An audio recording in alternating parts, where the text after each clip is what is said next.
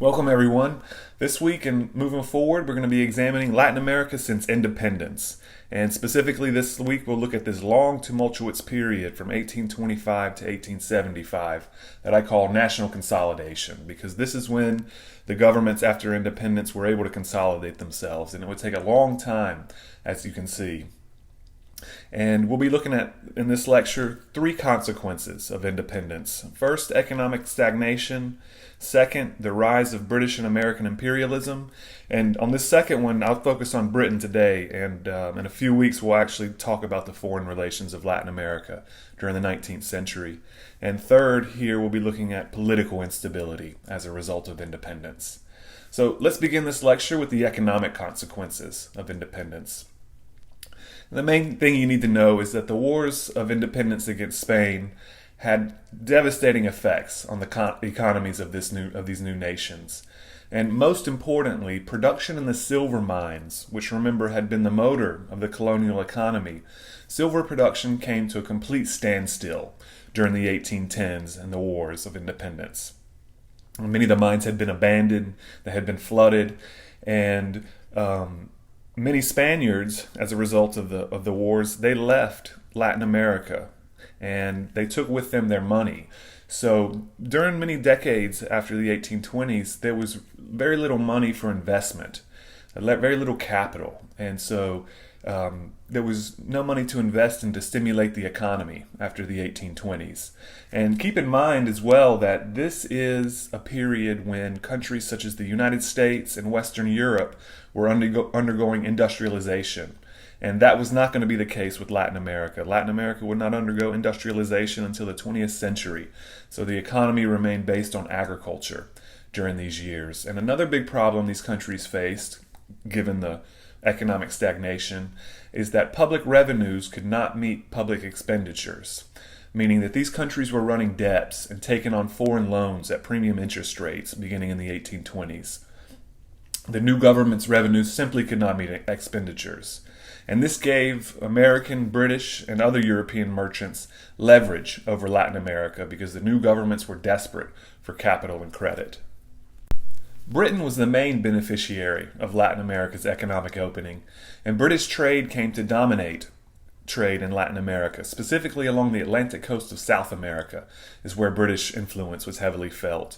And the influence of the United States, it also began to be felt during this period. But I'll talk more about the United States in a few weeks when we discuss the foreign relations of this period. And Latin America gains independence. British merchants start showing up in the ports of South America and Central America, and as a precondition for loans and diplomatic recognition, Britain demanded that it be allowed free trade privileges. And this allowed British foreign merchants to exert a great deal of political pressure on these new Latin American governments. And a good example of British influence in Latin America during this period is the creation of Uruguay in 1828. And this territory between Argentina and Brazil, it had always been disputed between Spain and Portugal during the colonial period. And it's a very important territory because the River Plate, which is a very important river that goes between Argentina and Uruguay and into the interior of the continent, Britain wanted to make sure that it had access to the River Plate so it could conduct trade. But after independence, Brazil and Argentina were already at war with each other in the 1820s over this territory that is now present-day Uruguay. And Britain actually steps in and intervenes and negotiates a peace between Argentina and Uruguay. And the result was the creation of a buffer state between the two countries. And in other words, it was the creation of independent Uruguay in 1828. So this was a large result of British influence during this period. And we'll also talk about Panama in a few weeks. And we'll see that the United States had a hand in the creation of Panama. So use the creation of Uruguay as a good example of Britain's power in this region of the world at this time. Another major consequence of the Wars of Independence was political instability. And this is perhaps the most salient characteristic of Spanish America's politics after independence. These countries had difficulty establishing viable new governments after the separation from Spain, and most Spanish American states were unable to reestablish the legitimacy of authority enjoyed by the Spanish crown before 1808. Mexico, for example, which experienced some of the most intense political instability and civil unrest of any of these countries, Mexico saw the presidency change hands 36 times between 1833 and 1855. And formal constitutions were written, and these constitutions guaranteed civil liberties, and they also gave a roadmap for the peaceful transfer of power through elections. But in reality, these formal constitutions, they frequently proved a dead letter. And one reason for this was that no political group believed that its adversaries would abide by them, by these rules of the game that were laid out in the constitutions. Instead, the opposition group out of power often resorted to rebellion to overthrow the government and regain power.